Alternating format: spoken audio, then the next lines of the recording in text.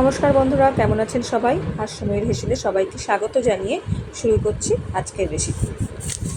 এখানে আমি উপকরণগুলো রেডি করে নিয়েছি। বেগুন ভালো করে ধুয়ে রেডি করে রেখেছি, বড়ি রেখেছি, টমেটো কুচিয়ে রেখেছি, ধনে জিরে শুকনো লঙ্কা, নুন, মিষ্টি সব রেডি করেছি। আদা রেখেছি, রসুন কয়েকটা রেখেছি, মাছ নুন হলুদ মাখিয়ে রেখেছি।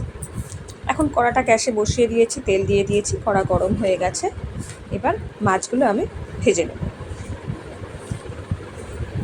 আমি ট্যাংরা মাছগুলো দিয়ে দিয়েছি, এবার ভেজে নেব।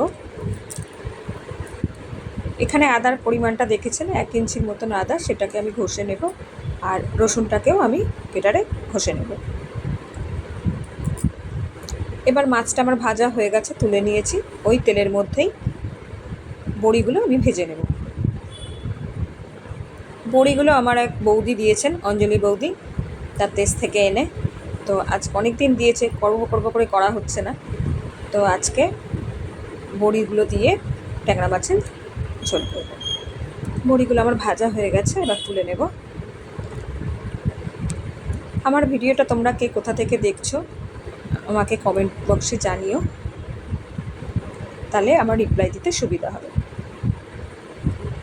বড়িগুলো ভেজে তুলে নিয়েছি, সব কটা তোলা হয়ে গেছে। এবার ওই তেলের মধ্যে আমি একটু কালো জিরে ফোড়ন দিয়ে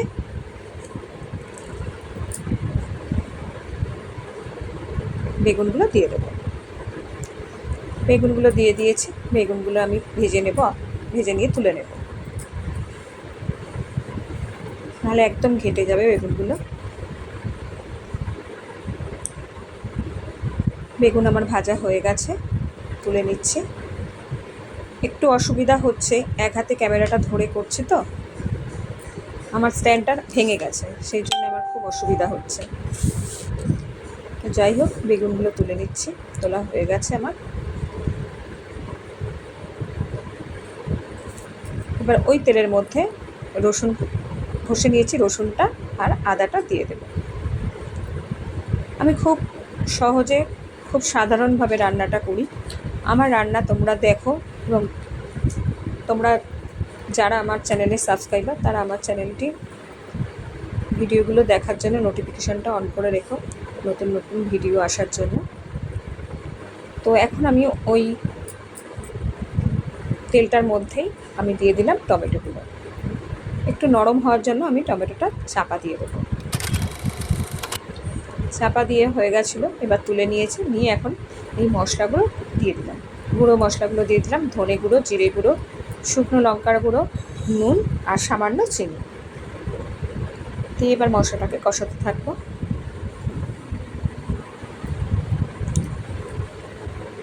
আমার ঘরে যা জিনিস থাকে সেইগুলো দিয়েই আমি রান্নাগুলো করি।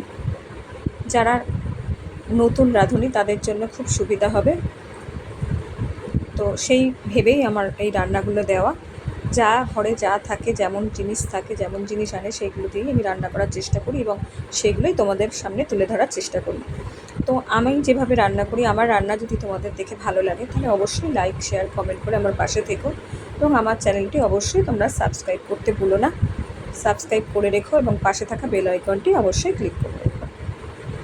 মশলাটা কষা হয়ে গেছে, তেল ছাড়ছে, এবার আমি জলটা দিয়ে দিলাম। যতটুকু পরিমাণ আমার ঝোলের প্রয়োজন ততটুকু পরিমাণ আমি জলটা দিয়ে দিলাম। এবার এটা ফুটলে তারপরে আমি এটা দিয়ে দেবো, মাছ, বেগুন, বড়িগুলো দিয়ে দেবো। ফুটছে, দেখতেই পাচ্ছ। এবার আমি দিয়ে দিলাম মাছগুলোও দিয়ে দিলাম, ভাজা বেগুনটাও দিয়ে দিলাম, আর বড়িটাও দিয়ে দিলাম একসাথে।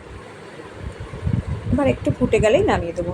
আজকে আমার বাড়িতে ধনেপাতা নেই, ধনেপাতাটা দিলে একটু টেস্ট হয়, ভালো লাগে।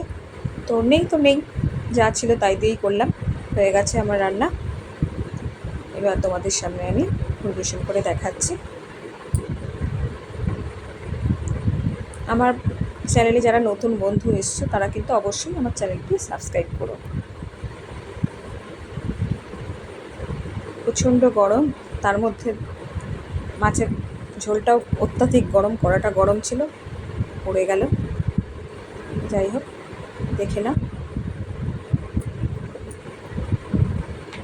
আমার রান্না রেডি। ট্যাংরা মাছ বড়ি দিয়ে বেগুন দিয়ে ঝোল। এতক্ষণ আমার সাথে ভিডিওটি দেখার জন্য তোমাদেরকে অসংখ্য অসংখ্য ধন্যবাদ। ভালো থেকো, সুস্থ থেকো।